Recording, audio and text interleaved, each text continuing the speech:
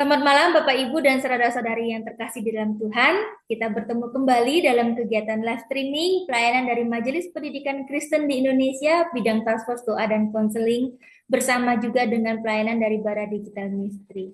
Bapak Ibu, hari ini kita akan berbincang-bincang mengenai satu topik yaitu topik keluarga yang berjudul Family Under Fire. Dalam keluarga pasti ada yang namanya konflik, krisis gitu ya. Bagaimana mengatasi krisis relasi dan komunikasi dalam keluarga Kristen? Telah hadir bersama dengan kita, narasumber kita yaitu Ibu Sinta Budiman, MPD Konselor. Beliau seorang pengajar dan juga praktisi parenting dan pendidikan selama lebih dari 20 tahun. Ibu Sinta juga seorang konselor nasional dan saat ini sedang menjabat sebagai ketua dari Rumah Konseling LK3 di Jawa Barat. Bapak Ibu, mari kita mau memulai kegiatan kita akan berdoa terlebih dahulu. Mari kita berdoa. Bapak kami dalam kerajaan surga, kami bersyukur ya Tuhan, kami boleh dikumpulkan Tuhan bersama-sama untuk boleh diperlengkapi sekali lagi ya Tuhan mengenai bagaimana kami harus bersikap, baik kami sebagai orang tua, baik kami sebagai pendidik, di dalam menghadapi krisis, baik itu krisis relasi maupun komunikasi, terutama di dalam keluarga-keluarga Kristen. Tuhan berkati buat narasumber kami, Ibu Sinta yang akan memberikan materi yang akan memberikan pembinaan, bahkan memberikan memperlengkapi setiap kami semua ya Tuhan, agar kami boleh melihat apa yang harus kami lakukan, baik kami sebagai orang tua terutama ya Tuhan, di dalam keluarga yang Tuhan percayakan. Kami serahkan juga ya Tuhan buat setiap perlengkapan yang digunakan, internet, kami serahkan ke dalam tangan Tuhan. Kami serahkan kegiatan kami ini, pelayanan kami ini dalam dalam tangan Tuhan, dalam nama Tuhan Yesus kami berdoa. Amin.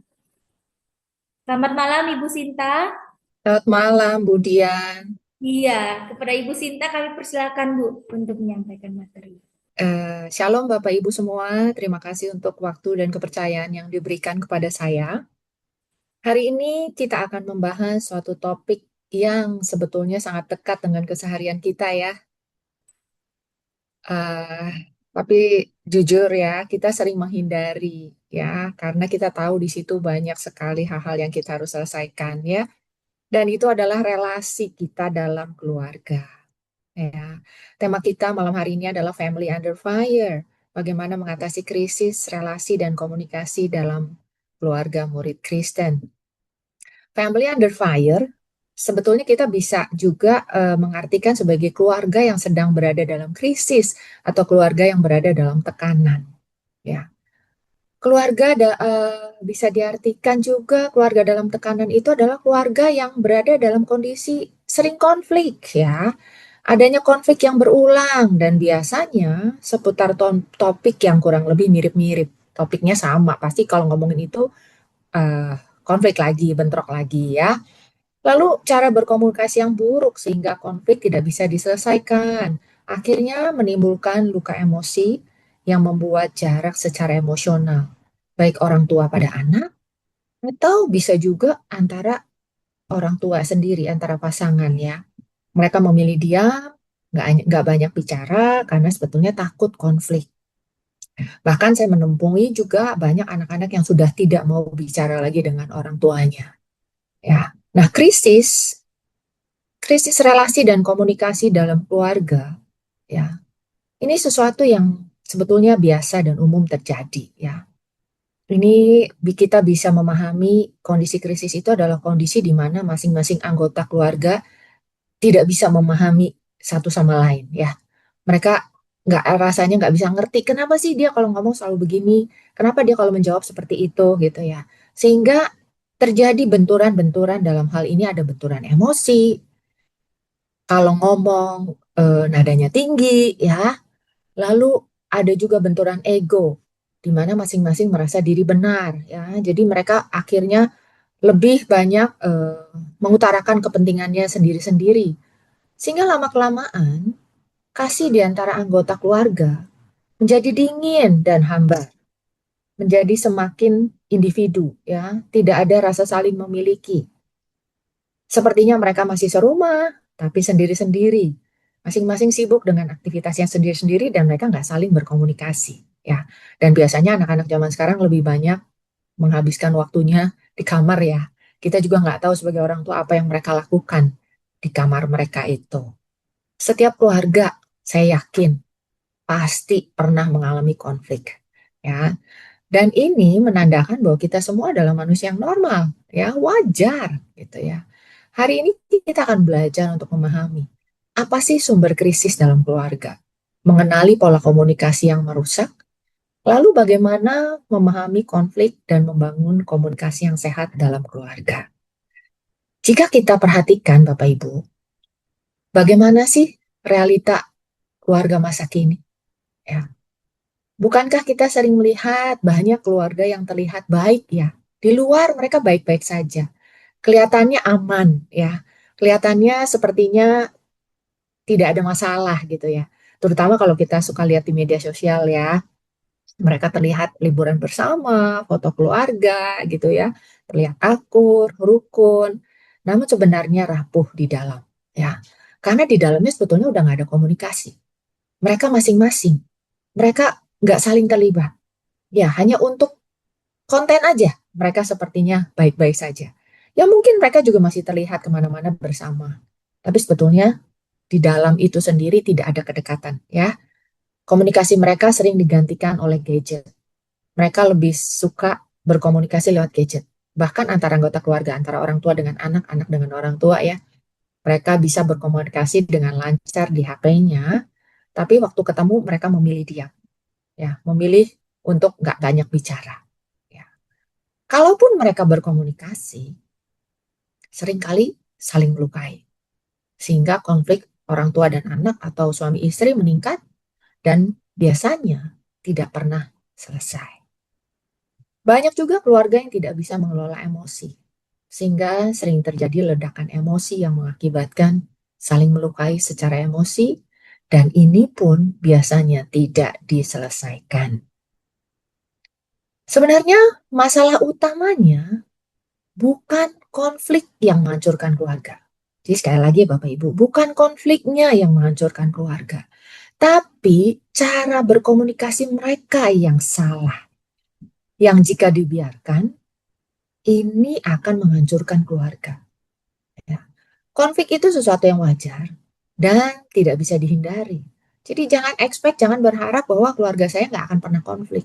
Enggak, karena konflik itu sesuatu yang normal, sesuatu yang wajar. Ya.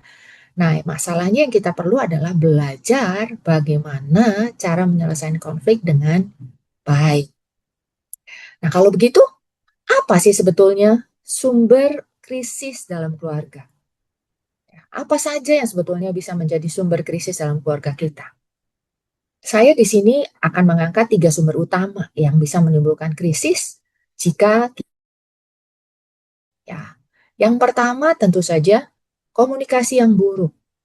Boleh dibilang ini adalah komunikasi yang melukai. Ya.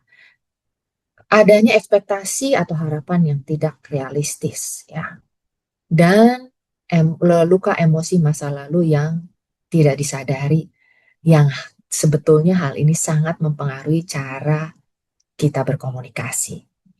Nah, kalau kita lihat lebih jelas, lebih kita kupas satu persatu ya, apa saja yang termasuk dalam komunikasi yang buruk atau melukai? Ya, sadar atau tidak sadar, kita sering menggunakan kalimat-kalimat yang menghakimi, membandingkan, dan mengontrol, atau mengancam. Ya, seringkali kita mengancam anak atau pasangan. Misalnya, kamu selalu begitu. Nah, ini kan sudah menghakimi ya. Kamu memang begini. Kamu tidak pernah bisa beres kalau mengerjakan sesuatu. Lalu kalimat yang membandingkan, kalau teman kamu bisa, kamu juga harus bisa. Masa gini aja nggak bisa? Ya. Lalu mengancam, awas ya, kalau belum selesai saat mama pulang atau papa pulang. Nah, bukankah ini terdengar biasa buat kita? Tapi kalau kita boleh menganalisa dan mengevaluasi, sebetulnya kalimat-kalimat ini adalah kalimat-kalimat yang buruk, yang dampaknya itu justru akan melukai anak atau pasangan kita. Seringkali juga dalam berkomunikasi kita tidak mendengarkan dengan baik. Ya, sepertinya sih kita mendengarkan, Tapi sebenarnya kita sedang sibuk mencari jawaban atas apa yang sedang disampaikan oleh anak kita atau suami kita, dan seringkali kita memberikan solusinya. Contoh, misalnya ada anak kita pulang sekolah menceritakan sesuatu ya. Ma, tadi di sekolah ada loh temanku cowok yang deketin aku dan dia ngomong belum selesai. Mama langsung memotong. Apa? Kamu masih kecil ya? Gak usah ya bicara soal pacar-pacaran. Padahal belum tentu anaknya akan menjurus ke arah sana. Tapi orang tua, terutama mama-mama nih, ibu-ibu ya, udah panik duluan. Ya, lalu memotong pembicaraan anak tersebut. Atau anak yang sedang sekedar komentar, ya, kebetulan ada mamahnya di situ. Ini anaknya bilang, eh, terlontar ya dari perkataannya, aku enaknya mandi dulu atau belajar dulu ya? Mamanya langsung nyautin, mandi dulu lah, lebih enak mandi dulu baru kamu belajar. Padahal kalau kita lihat konteksnya, apakah anak tersebut sedang membutuhkan masukan dari orang tuanya? Belum tentu. Nah, ini menunjukkan bahwa kita sebetulnya tidak benar-benar mendengarkan, tapi kita mendengarkan hanya untuk memberikan solusi. Ya. Yang lebih berbahaya adalah kita sering berasumsi, ya, memandang atau memikirkan orang lain seperti apa yang kita mau, bukan apa yang sebenarnya terjadi pada orang tersebut. Nah, hal ini juga seringkali mengakibatkan konflik. Misalnya, kalimat seperti, kamu pasti sengaja tidak memberitahu papa atau mama. Kamu pasti sengaja. Apakah benar demikian? Apakah benar anak itu sengaja? Kan belum tentu anak itu benar-benar sengaja melakukan hal tersebut. Ya, lalu ini kisah yang nyata ya Bapak Ibu. Ada orang tua yang menceritakan pada saya bahwa ada satu kejadian di mana seorang papa yang biasanya menjemput anaknya di suatu titik ya. Jadi mereka udah punya poin tertentu untuk menjemput anaknya. Tapi di hari itu, papanya melihat kemacetan yang luar biasa, jadi dia bilang sama anaknya, kamu mendekat ke arah mobil, papa tidak bisa parkir di tempat yang sebiasanya, gitu ya. Eh, si anak menganggap orang tuanya sengaja melakukan hal itu. Nah, ini kebalik ya, anak yang punya asumsi kepada papahnya. Dan anaknya marah loh, Bapak Ibu. Ya, ini asumsi. Asumsi itu sangat merusak. Ya, jadi komunikasi yang buruk bisa juga berupa hal yang kita mungkin juga sering lakukan. Misalnya silent treatment, ya kita mendiamkan dengan harapan ya udah nanti kamu ngerti sendiri salahnya apa gitu ya. Atau penggunaan kata-kata kasar, nada yang tinggi, ya. Nah komunikasi seperti ini sebetulnya kita bisa punya pilihan loh. Komunikasi itu bisa menjadi alat untuk membangun atau menghancurkan. Perkataan kita bisa menyembuhkan atau malah melukai. Ya. Amsal 18 ayat 21 katakan, hidup dan mati dikuasai oleh lidah. Siapa suka menggemakannya akan memakan buahnya. Lalu bagaimana sebetulnya prinsip komunikasi yang benar? Dalam Yakobus 1 ayat 19b, ya, ini firman Tuhan katakan, setiap orang hendaklah cepat untuk mendengar, tetapi lambat untuk berkata-kata, dan juga lambat untuk marah. Nah, sebetulnya firman Tuhan sudah katakan dengan jelas ya. Cepat untuk mendengar, lambat untuk berkata-kata, dan juga lambat untuk marah. Bukankah kita lebih sering melakukan kebalikannya? Ya, kita lebih cepat untuk berkata-kata, lambat untuk mendengar, dan cepat untuk marah. Komunikasi yang baik adalah komunikasi yang membangun, bukan menghakimi, membandingkan, mengontrol, atau bahkan berasumsi. Dan kita perlu belajar mendengarkan untuk mengerti, bukan untuk menjawab atau bahkan memberikan solusi. Karena belum tentu lawan bicara kita, anak kita, pasangan kita, membutuhkan solusi saat mereka menceritakan sesuatu. Dan belajar untuk mengelola emosi. Ya. Yuk kita bedah lebih jauh lagi. Bagaimana sih komunikasi yang membangun dan bukan menghakimi? Kita perlu belajar untuk mengubah kalimat, Ya, dari yang kamu selalu begini, kamu selalu begitu, menjadi misalnya papa mama khawatir ketika kamu pulang terlambat tanpa memberi kabar. Ya, jadi diganti dari kamu menjadi papa atau mama. Ya, apa yang kita rasakan? Papa mama khawatir ketika apa gitu ya. Jadi firman Tuhannya katakan di Efesus 4 ayat 29, janganlah ada perkataan kotor keluar dari mulutmu, tetapi pakailah perkataan yang baik untuk membangun di mana perlu, supaya mereka yang mendengarnya beroleh kasih karunia. Yakobus 1 tadi mengajarkan kita untuk cepat mendengar dan lambat untuk berkata-kata dan lambat untuk marah. Kalau saya ambil dari Amsal 18 ayat 13 mengatakan, jikalau seseorang memberi jawab sebelum mendengarkan, itulah kebodohan dan kecelaannya. Tuhan menciptakan manusia dengan satu mulut dan dua telinga, supaya kita lebih banyak mendengar, bukan banyak bicara. Masalah justru banyak terjadi saat banyak bicara. Ya, Amsal 10 ayat 19 juga dikatakan, di dalam banyak bicara, pasti ada pelanggaran. Tetapi siapa yang menahan bibirnya, berakal budi. Bagaimana mendengarkan untuk mengerti? Tentu saja yang paling pertama butuh adanya kontak mata. Nah, coba kalau kita perhatikan Bapak Ibu, seringkali kita bicara dengan anak kita atau dengan pasangan kita. Misalnya kita ada di dapur, anak kita ada di lantai 2, ada di kamarnya, lalu kita teriak-teriak. Ya, ini belum dikategorikan sebagai berkomunikasi. Ya, nggak mungkin kita bisa memahami isi pesan jika tidak ada kontak mata dengan pembicara ataupun yang mendengarkan. Ya, jika kita belum memahami isi pesan yang disampaikan, belajarlah untuk mengulangi apa yang disampaikan oleh si pembicara supaya tidak ada salah paham. Misalnya, Mama dengar kamu tadi bilang seperti ini. Apakah benar demikian? Nah, ini menyatakan hal seperti ini membuat yang berbicara itu merasa didengarkan, ya, dan merasa dimengerti. Kemudian validasi perasaan yang ada. Misalnya anak kita menyampaikan dalam kondisi yang cemas, ketakutan, ya. Nah, itu kita bisa validasi, oh mama melihat kamu khawatir, ya, seperti itu. Belajar untuk mendengarkan sampai tuntas, karena belum tentu lawan bicara kita sedang membutuhkan solusi, ya. Berikan solusi hanya jika diminta. Kemudian, dalam berkomunikasi juga, kita perlu mengelola emosi. Saat kita sedang dalam kondisi emosional, sebaiknya tunda untuk ingin segera menyelesaikan konflik, karena itu bukan saat yang tepat. Amsal 15 ayat 1 katakan, jawaban yang lemah lembut merendahkan kegeraman, tetapi perkataan yang pedas membangkitkan amarah. Saat seseorang emosi, apa yang dikatakannya seringkali tidak dipikirkan terlebih dahulu, karena apa yang keluar hanya dari otak emosinya yang biasanya menyakitkan dan akan disesali.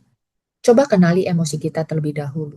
Jika memang sedang tidak dalam kondisi yang memungkinkan untuk menyelesaikan konflik atau berkomunikasi, lebih baik beri jeda.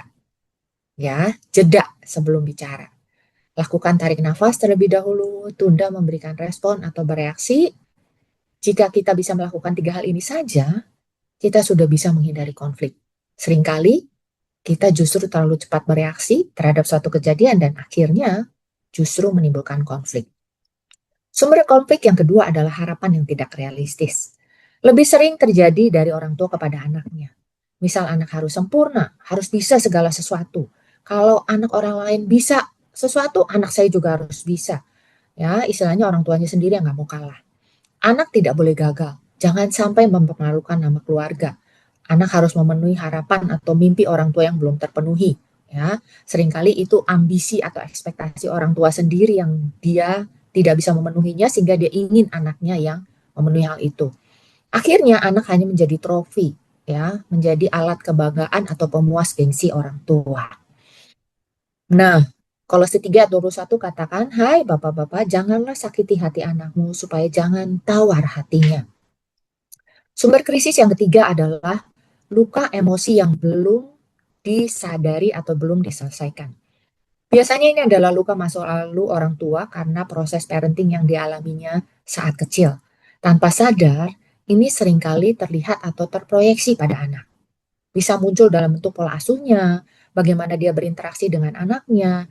Seringkali orang tua menjadi overreaktif, mudah sekali terpicu, anaknya mengatakan hal tertentu, dia overreaktif, marahnya berlebihan.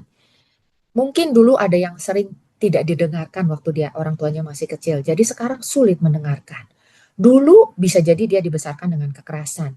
Sehingga sekarang yang dia tahu cara didik anaknya ya dengan kekerasan. Luka emosi yang tidak dipulihkan dapat melukai orang lain ya dan dapat menimbulkan jarak secara emosional. Jadi anak susah dekat, orang tua juga susah dekat dengan anaknya. Secara fisik terlihatannya ada dekat tapi mereka tidak dekat secara emosional. Luka emosi masa lalu seringkali melukai orang terdekat dan biasanya adalah pasangan atau anak kita sendiri. Lalu anak menjadi terluka dan membawa luka itu sampai dia dewasa. Nah, kalau hal ini terjadi, apa dampaknya pada anak-anak? Mereka akan merasa tidak berharga. Ya, semua tentang dirinya rasanya salah, nggak ada yang benar.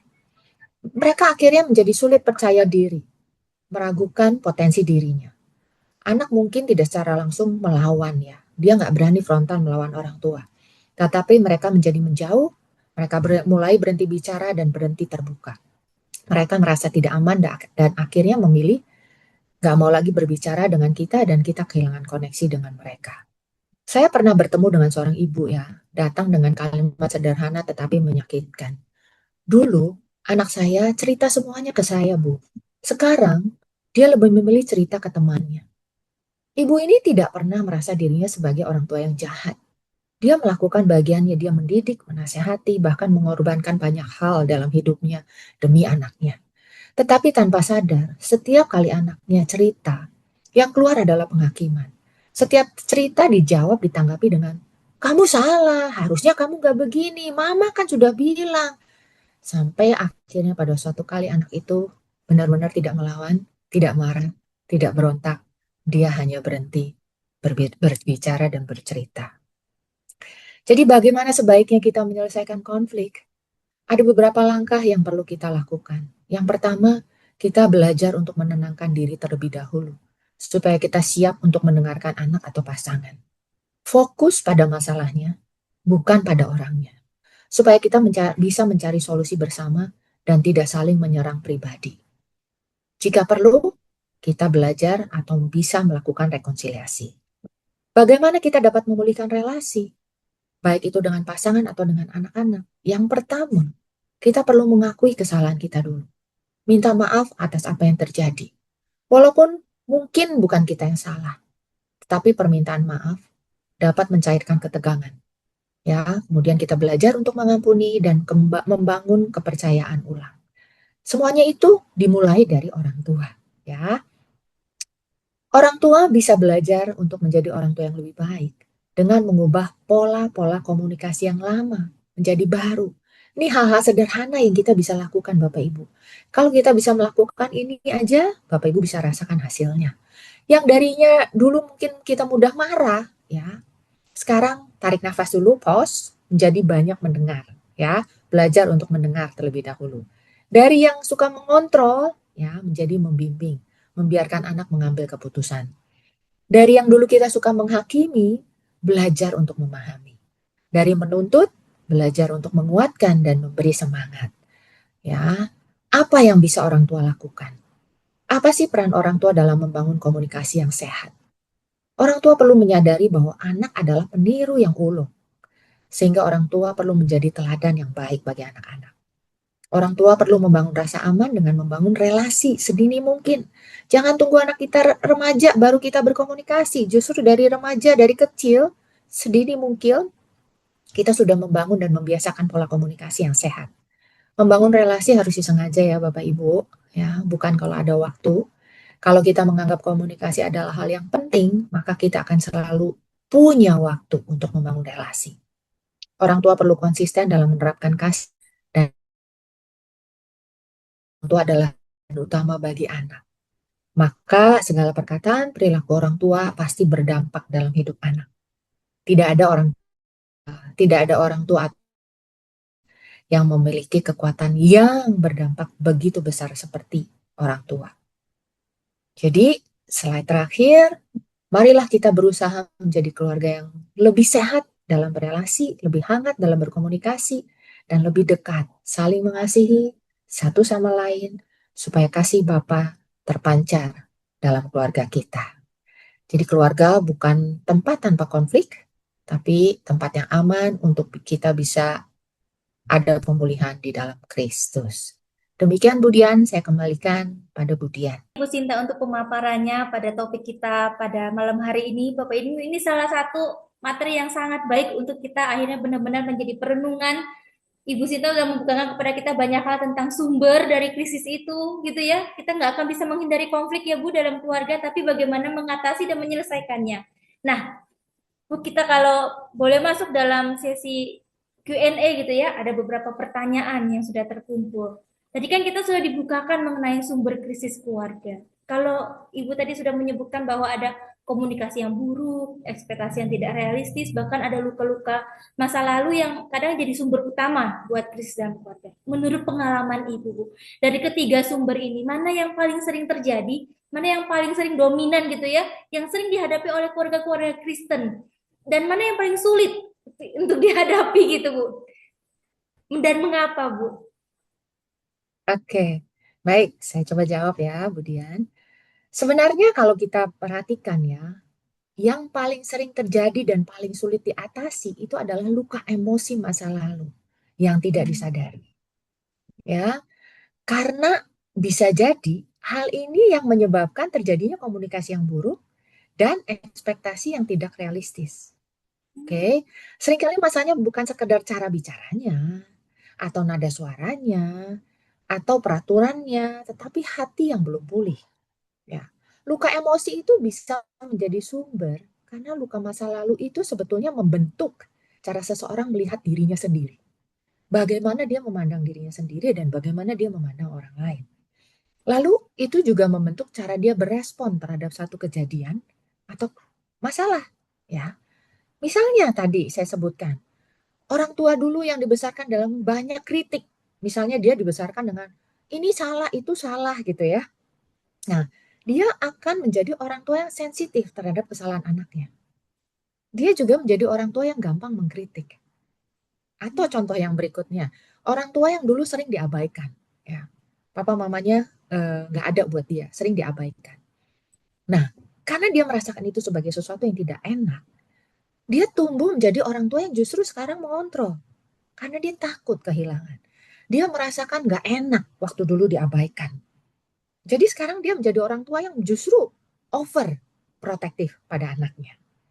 Atau orang tua yang dibesarkan dengan cara kekerasan, ya, keras, otoriter orang tuanya. Ya, sekarang dia kecenderungannya akan menjadi orang tua yang otoriter, atau bisa juga menjadi orang tua yang sebaliknya, yang justru permisif, yang nggak ada kontrol sama sekali, ya. Nah, semua luka tadi bisa muncul dalam bentuk komunikasi yang kasar, menghakimi, menyindir, ekspektasi yang berlebihan, atau controlling tadi ya. Jadi sebenarnya komunikasi yang buruk atau ekspektasi yang tidak realistis seringkali hanyalah buahnya, ya, buah yang terlihat. Sedangkan akarnya, justru akar yang paling dalamnya itu adalah luka emosi. Ya, mengapa sih jadi sulit diatasi? Nah, ini karena masih banyak orang tua yang tidak menyadari dirinya terluka. Ya, mereka seringkali berkata, ya saya ya memang gini, saya ya orangnya memang gini, saya mah tegas kalau bicara gitu kan. Atau dulu saya juga dididik seperti ini dan saya berhasil gitu kan. Nah, ini yang membuatnya lebih sulit lagi adalah budaya yang menganggap bahwa luka emosi itu nggak penting. Nggak ada tuh yang namanya luka emosi. Ya, padahal sebetulnya ada loh itu.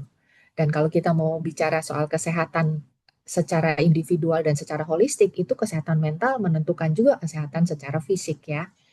Itu ya, karena kesehatan mental itu akan menentukan kualitas hidup seseorang. Ya, karena Lukas 6 ayat 45 juga mengatakan apa yang keluar dari mulut itu sebetulnya meluap dari hati. Iya, mungkin itu Budian untuk pertanyaan nomor satu. Berarti luka emosi yang tidak disadari ini benar-benar salah satu yang harus kita aware ya Bu ya, apalagi sebagai orang tua ya, karena sadar nggak sadar ini tidak disadari gitu ya. Disadari aja kadang bisa tetap keluar, apalagi nggak disadari bisa berdampak sekali sama anak-anak. Tapi betul kata Ibu Sinta, banyak orang tua ngerasa ya ini orang tua, aku juga dididik kayak gini gitu ya. Bagaimana seorang ayah atau ibu atau orang tua ini bisa mengenali bahwa saya ini nih membawa luka emosi masa lalu loh yang belum pulih loh. Bagaimana bisa menyadarkan itu? Ada nggak langkah-langkah seperti apa yang bisa dilakukan agar mereka ini bisa menyadari bahkan untuk bisa memulihkan supaya nggak berdampak lebih jauh pada anak-anak, Bu? Ini pertanyaan yang sangat bagus dan penting banget nih untuk kita semua mengerti dan menyadari ya. Karena banyak orang tua yang sebenarnya mengasihi anaknya loh. Tapi tanpa sadar, mereka mengasuh dan mendidik dari lukanya. Nah, ini kan yang seringkali ironis ya. Mereka tuh sayang, mereka tuh melakukan semua itu karena sayang, tapi tanpa sadar itu keluar dari lukanya. Ya, apa sih tanda-tanda orang tua yang belum pulih luka emosinya? Yang pertama yang paling mudah adalah overreaction. Hmm. Overreaction, ya. Segala sesuatu yang over, reaksi yang berlebihan terhadap hal yang kecil, itu bisa menjadi tanda bahwa ada luka yang belum selesai. Ya, misal anaknya lupa barang bawa ke sekolah atau ketinggalan sesuatu gitu ya. Itu orang tuanya bisa sangat marah. Ya. Padahal dia cuma lupa aja ketinggalan gitu ya. Lupa bawa pulang tumblernya misalnya gitu ya. Itu orang tua marahnya bisa over gitu ya. Over. Atau misalnya orang tuanya memberitahu sesuatu terus anaknya bilang, nggak bisa begitu Pak, nggak gitu Mah, misalnya gitu ya. Itu ada loh orang tua yang ngerasanya, kamu anak kurang ajar gitu kan. Orang tua merasa diserang. Ya, ada. Itu over. Jadi untuk hal-hal kecil aja mereka bisa reaksinya berlebihan gitu ya. Berikutnya tadi yang mengontrol. Karena takut Hmm. kehilangan, karena masa lalunya diabaikan, jadi dia cenderung menjadi overprotective parenting. Berapa banyak kita perhatikan di sekitar kita ya, banyak orang tua yang tidak memberi ruang pada anaknya. Segala sesuatu diatur, bahkan sampai hal detail, hal kecil itu semua orang tuanya yang mengatur. Ya, helikopter parenting, overprotective parenting itu contoh sebetulnya orang tua memiliki luka. Terlalu khawatir, ya, takut anaknya terluka, jangan sampai anak saya gagal, ya, jangan sampai anak saya nggak bisa begini dan begitu. Akhirnya semua diatur sampai hal-hal yang kecil. Ya, termasuk berteman ya, kamu nggak boleh main sama ini, nggak boleh berteman sama si itu. Nah itu, ini juga sebetulnya adalah bentuk-bentuk controlling ya. Ada berikutnya apa yang kita bisa melihat? Sulit mendengar masukan atau kritik dari anak. Ya, misalnya anak berkata, Papa salah, Mama nggak gitu mah, gitu kan? Kadang kan anak bisa ya mengutarakan hal itu ya. Hmm. Tapi orang tua langsung defensif. Ya. Jawaban mereka tipikalnya biasanya, kamu anak kecil tahu apa? Kamu masih kecil gitu kan? Ya, papa lebih tahu yang terbaik buat kamu. Nah, ini sebetulnya juga adalah contoh-contoh atau tanda luka pengabaian, luka penolakan. Seperti Hmm. itu ya. Atau dia juga sering mengulangi kalimat yang dulu justru melukai dirinya. Ya, tanpa sadar, karena itu ada di alam bawah sadar, itu keluar. Contoh-contoh kalimatnya misalnya apa? Dulu orang tuanya sering bilang seperti ini pada dia. Kamu bikin malu keluarga. Nah, itu keluar lagi tuh sekarang pada dia, pada anak-anaknya. Jangan cengeng, anak laki nggak boleh nangis, misalnya gitu kan. Nah, itu hal-hal kayak gitu menunjukkan juga ada luka yang belum beres. Ada juga orang tua yang sulit menunjukkan kasih sayang atau afeksi ya. Orang tua yang kaku ya, karena mereka juga dibesarkan dengan cara seperti itu. Tidak pernah mendengar orang tuanya mengatakan papa sayang kamu atau mama sayang kamu atau papa bangga padamu. Nah, itu mereka dulu nggak pernah. Jadi sekarang mereka juga menjadi orang tua yang kaku, menjadi orang tua yang sepertinya berjarak gitu ya, sulit untuk merasakan kehangatan secara emosional. Ya. Itu contoh-contohnya. Ya. Contoh-contoh itu adalah hal-hal yang mungkin harus di-unpack ya dari luka masa lalunya itu harus dimulai disadari ya. Pemulihannya seperti apa? Mungkin yang bisa dilakukan sendiri adalah coba jujur pada diri sendiri. Ya. Karena pemulihan itu dimulai dari mengakui, bukan menyangkali ya, bukan menutupi. Ya. Tanyakan pada diri sendiri untuk kita bisa berproses. Kenapa ya saya kok mudah marah? Apa yang membuat saya mudah tersinggung? Ya. Mengapa ya saya tuh sensitif banget kalau anak saya tuh menjawab perkataan Hmm. saya? Ya, apa yang sebenarnya saya takutkan sehingga saya tuh cenderung over protective, controlling. Ya. Berikutnya sadari pola-pola yang ada di masa lalu. Ya, apa yang pola dari keluarga saya dulu itu terbawa ke sini yang tanpa sadar saya sekarang lakukan ulangi itu pada anak-anak. Ya.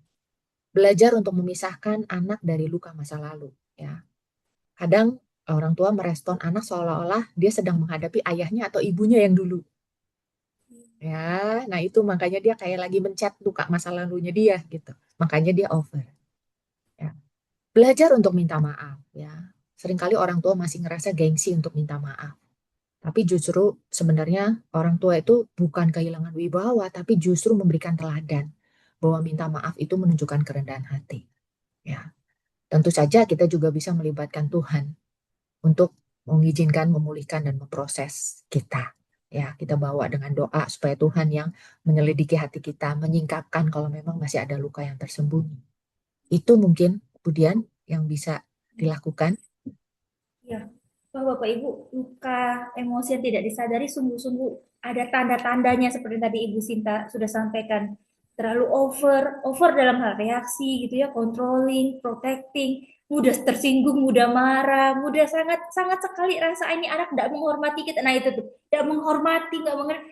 Kalau memang seperti itu, betul kayak Ibu Sinta bilang ya, kita harus mulai mengakui, menyadari, bahkan membawanya kepada Tuhan. Ada hal-hal yang perlu disingkapkan sehingga kita nggak mau ya Bu mewariskan kayak gitu ya, mewariskan itu ya. Dan itu warisannya dampak negatif lagi kepada anak kita. Orang tua memberikan kepada kita, kita kepada anak kita. Kalau nggak diselesaikan. Satu kalimat bagus sekali dari Ibu Sinta Bu yang di penutupan tadi bahwa keluarga tuh bukan tempat tanpa konflik. Pasti keluarga ada konfliknya masing. Tapi jadi tempat yang aman di dalam pemulihan dalam Kristus. Nah, untuk bisa menjadikan keluarga ini aman, tapi kan banyak ya sumber-sumber krisisnya. Kira-kira apa Bu praktek nyatanya yang dapat dilakukan oleh kita orang tua, guru-guru yang juga punya anak, kan pendidik itu juga gitu kan keluarga ya, punya anak juga selain anak didik di sekolahan.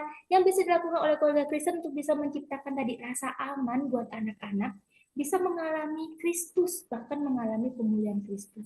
Terutama kalau memang krisis itu datang tidak dipanggil gitu ya, kondisi memanas anak-anak gitu ya Bu, apa yang orang tua ini perlu ingat lah kayak gitu ya, satu dua hal yang praktis supaya bisa ngerem tapi tetap bisa jadi teladan dan tetap bisa jadi keluarga yang aman. Gimana Bu Cinta? Ya, oke. Sekali lagi konflik itu normal ya Bapak Ibu, ya, karena kita tidak mungkin bisa selalu sepakat, sependapat terus ya, aman-aman aja gitu ya.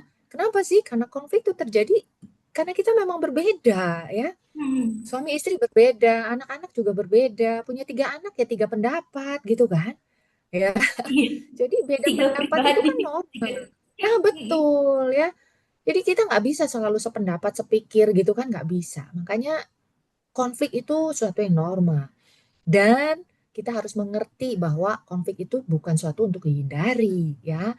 Yang membuat keluarga Kristen berbeda itu seharusnya adalah bagaimana mereka menyelesaikan konfliknya. Ya. Apakah setelah konflik sebagai keluarga Kristen setiap anggota keluarganya bisa tetap merasa aman? Ya. Konflik udah selesai ya udah dekat lagi, ngobrol lagi, gitu kan? Nah, Hmm. itu yang kita mau gitu loh. Jadi bukan konfliknya yang jadi masalah, tapi bagaimana kita menyelesaikan konflik tersebut, gitu kan? Nah, bagaimana ngeremnya gitu ya? Apakah ada rem daruratnya gitu kan? Tadi yang Bu Dian bilang ya. Oke, mungkin yang awal belajar untuk memisahkan masalah dari orangnya, ya. Fokus pada masalahnya. Jangan menyerang pribadi orangnya. Oke.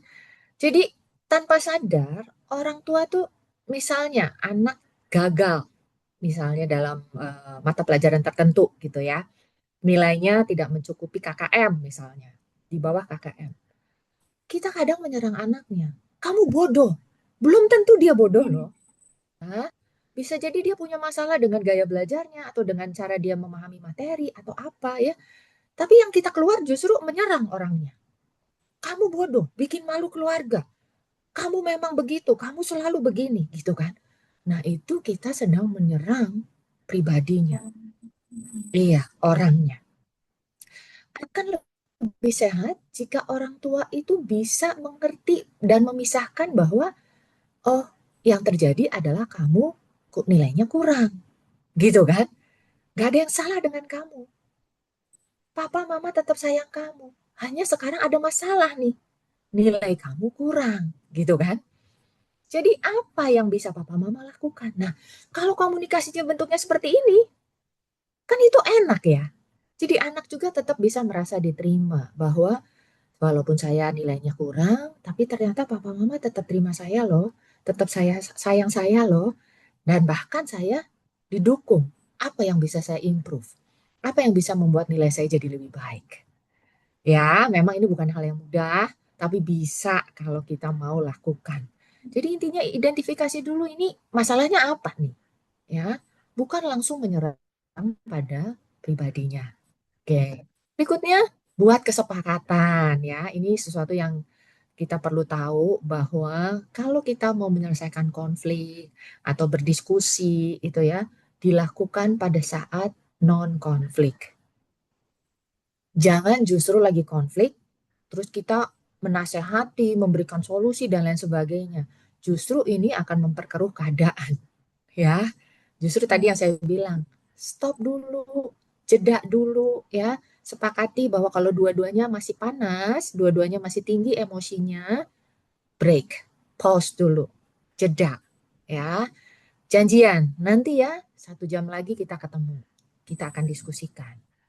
Ya, jadi kita mau ngobrol apapun, kalau kondisinya kepalanya semua sudah tenang, sudah dingin, nah itu akan lebih masuk, ya, akan lebih bisa benar-benar berpikir, bukan dengan otak emosi, tapi dengan otak berpikir, ya. Jadi nggak ada lagi tuh sepakati, nggak ada lagi saat konflik saling teriak, ya, saling menyalahkan, atau bahkan silent treatment. Sepakati itu. Dalam keluarga kita tidak ada lagi hal-hal komunikasi yang memburuk, yang membuat buruk gitu ya, misalnya atau yang melukai. Berikutnya berlatih lebih banyak mendengar, ya. Saling memberi kesempatan bahwa sekarang giliran saya ngomong, misalnya papa dulu ngomong, nanti setelah itu kamu ya. Jadi ada saling mendengar, ya. Karena kebanyakan kita tuh saling serang, bukan mendengar, tapi saling menyerang, ya. Kalau mau belajar komunikasi yang sehat, belajar untuk mendengar dan bisa merefleksikan kembali apa yang dibicarakan tadi, ya, supaya yang bicara merasa dimengerti. Oke. Milikilah budaya dalam keluarga itu yang cepat mengampuni, cepat memaafkan, ya. Nggak ada dalam keluarga itu yang saling ingin menyakiti, nggak ada. Anak nggak punya intensi untuk menyakiti orang tua. Demikian juga saya yakin nggak ada orang tua yang sengaja untuk menyakiti anaknya, ya. Jadi cepatlah untuk mengampuni ya. Seperti yang firman Tuhan tadi katakan, ya cepat untuk mengampuni. Jangan disimpan kemarahan itu. Ya. Supaya masing-masing jadi nggak menyimpan kepahitan. Ya. Bisa segera dipulihkan. Nah, dan kalau memang sampai diperlukan, ya kita perlu punya waktu tenang untuk meminta Roh Kudus. Memberi kita hikmat dalam menyelesaikan konflik. Seringkali ada konflik-konflik yang sepertinya udah berulang-ulang terjadi lagi. Ya, nah dalam hal ini mungkin ada saatnya kita berdoa dulu sebelum kita menyelesaikan konflik ya, supaya kita benar-benar mendapat hikmat dari Tuhan dan dibantu oleh Roh Kudus untuk bisa berkata-kata dengan tenang dan membangun. Mungkin itu, Bu Dian. Iya. Terima kasih sekali Bu Sinta. Ini jadi salah satu penutup yang sangat merangkum dan mengingatkan kita ya Bapak Ibu jadilah pribadi yang mendengar, mengandalkan Tuhan, yang memberikan teladan dalam kita menyadari luka kita tidak mewariskannya, tapi kita memulihkan relasi dan keluarga jadi tempat yang aman. Ibu Sinta, kalau misalnya ada closing statement dari Ibu Sinta untuk kita sekali lagi gitu ya, beberapa kalimat untuk menjadi kita mengingat gitu, buat guru, buat orang tua, buat kita semua, kami persilakan dan nanti setelah itu mohon dengan kasih Ibu Sinta boleh menutup kita ya, mendoakan kita para orang tua, para pendidik, keluarga-keluarga Kristen yang Tuhan percayakan di MTK untuk boleh terus jadi tempat yang aman buat anak-anak berelasi dengan orang tua dan Tuhan. Silakan Bu Sinta. Baik, Bapak Ibu semua, Keluarga Kristen tidak kebal dari konflik, ya.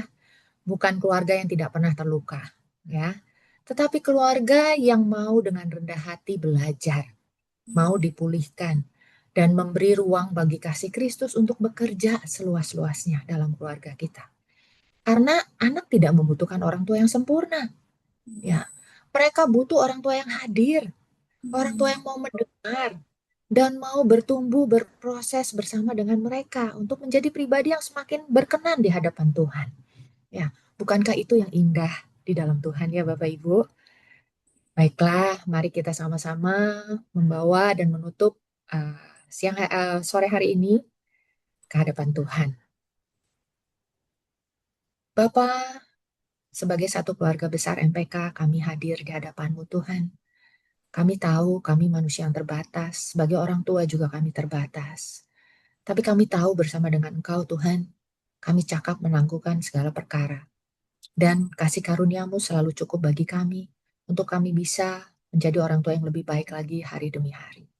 Biarlah apa yang hari ini kami pelajari Tuhan, bisa kami mengerti dan kami praktekkan, untuk kami benar-benar memiliki komunikasi yang lebih baik dengan anak-anak kami.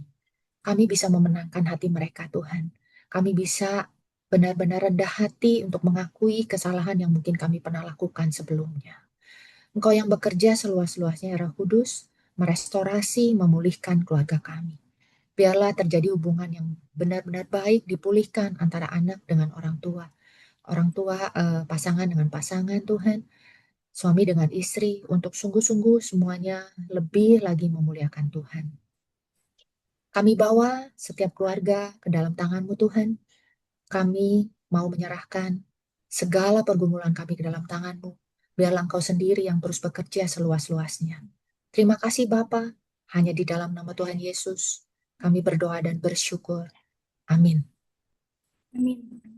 Sekali lagi kami mau mengucapkan banyak terima kasih kepada Ibu Sinta untuk waktunya, penjelasannya, dan diskusi kita tadi ya dalam setiap pertanyaan dan juga apa yang Ibu Sinta boleh membekali kita semua hari dengan topik yang sangat luar biasa ini. Terima kasih juga kepada tim sekretariat Majelis Pendidikan Kristen di Indonesia yang boleh membantu dalam penayangan pada pelayanan kita pada hari ini. Bapak Ibu, terima kasih selalu setia menjadi pendengar dan pembelajar di dalam komunitas MPK, baik Bapak Ibu sebagai pendidik, sebagai orang tua dalam setiap hal yang Tuhan percayakan. Sekianlah pertemuan kita pada malam hari ini. Saya, Dian, bersama dengan Ibu Sinta dan segenap tim dari Majelis Pendidikan Kristen di Indonesia, kami undur diri. Sampai ketemu lagi di Jumat ketiga di bulan Juni nanti. Tuhan Yesus memberkati kita semua. Selamat malam.